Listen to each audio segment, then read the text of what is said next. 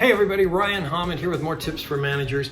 I want to talk about employee engagement today. I have a customer who just recently administered an employee engagement survey in their organization, and this is a great company. They have had, since I started working with them about 1.5 years ago, they have had a huge increase in their employee engagement. Since I am the Love Monday, just like Friday, but for a different reason guy, I get called in these situations where they've had an engagement survey and they want to make improvements. Because first of all, a lot of times we do an employee engagement survey, but then nothing happens with it. And that is a huge waste of time, resources, energy, all of those things. You don't want to do that. So they called me in 1 year ago, called me in again this year, and we've been working with them throughout the year to help their managers get better at engaging their employees. Now, what happened this year is they had a 10% increase in the number of engaged employees, which is huge. You hardly ever see that. I can't say never because now we've seen it.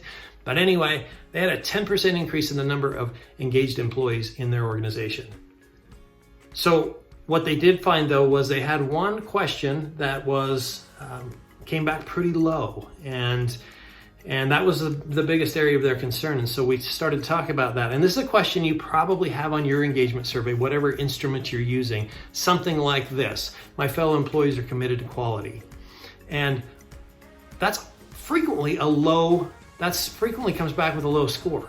And it did for them as well.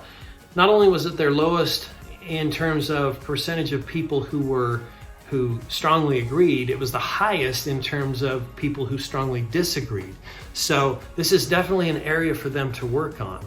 And as we talk about this, and every time I take this into an organization or I go into an organization, they share that with me, it usually comes back to, why don't we trust each other better? And what do we even do with that? I mean, now we know we don't trust each other. What do we do with it? Well, there's always a root cause. And the root cause of this is deeper than just trust. The root cause of this has to do with, one, someone is slacking, and two, they're getting away with it. And it's usually more than one person, because if you've got that problem in your organization, it's happening, it's widespread. So what do we learn from that? And what do you do with that? Well, first of all, it's not the employee's fault that they're slacking and getting away with it, because they're slacking, yeah, maybe that's their fault. But the reason they keep slacking is someone's letting them get away with it. And who's that? It's the manager. It always comes back to the manager in these situations. And so that's what we have to work with, because we know scientifically that as much as 70% of the variance in employee engagement is attributable to the employee's direct supervisor. So it's that direct supervisor who's letting someone slack and get away with it. So the rest of the team is thinking, yeah, my fellow employees are not committed to quality. That guy just doesn't do anything, and nobody cares. So what do I work so hard for? The challenge you have with that is your best people are going to leave. They're not going to lower their standards. Your best people are going to leave. Now, your people in the middle, they might lower their standards. And so your productivity is going to go down. Your employee retention is going to go down. Your profitability, your customer satisfaction, your overall quality, safety, shrink, all of those things that you track are going to start going in the wrong direction if you don't fix the issues around this question. So what do we do with that? And is it as simple as telling the manager, just take care of this? Well, that will solve the problem, but it doesn't get to the root cause. Because the root cause, you have to peel back those layers of the onion a little bit. And the root cause isn't just that the manager isn't doing it. I mean, that's clearly the problem. The manager's not holding the people who are slacking accountable, but it's the reason they're not doing it. Now, when you ask, they'll say things like, well, it's so busy, I want to do that, I'll get to it. It's just like, I can't ever get to it.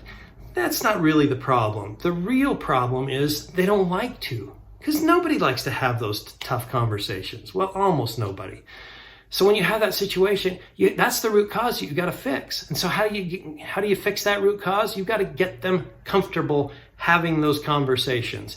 So it's not just a matter of, here's the person slacking, go have the conversation. That will solve the problem, but the same problem will come up next week, and the manager will put off that conversation again and again and again. My best solution for this is figure out who's slacking, figure out the conversation, and then have the manager practice deliberately with coaching how they're going to have that conversation with that employee. So get somebody who can coach them, who can play the part of the employee, giving them all of the excuses, the deflection, all of the making it real for them, so that the manager can practice meeting all of those objections of that employee to the point, and do it again and again and again, to the point where that manager feels like, I got this, so that I can go have that conversation with this employee. Not only that, they can start having that conversation with every employee who's slacking.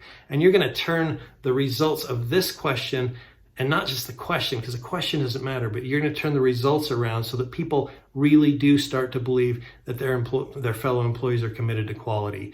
It's going to push all of those metrics that I talked about earlier in the positive direction.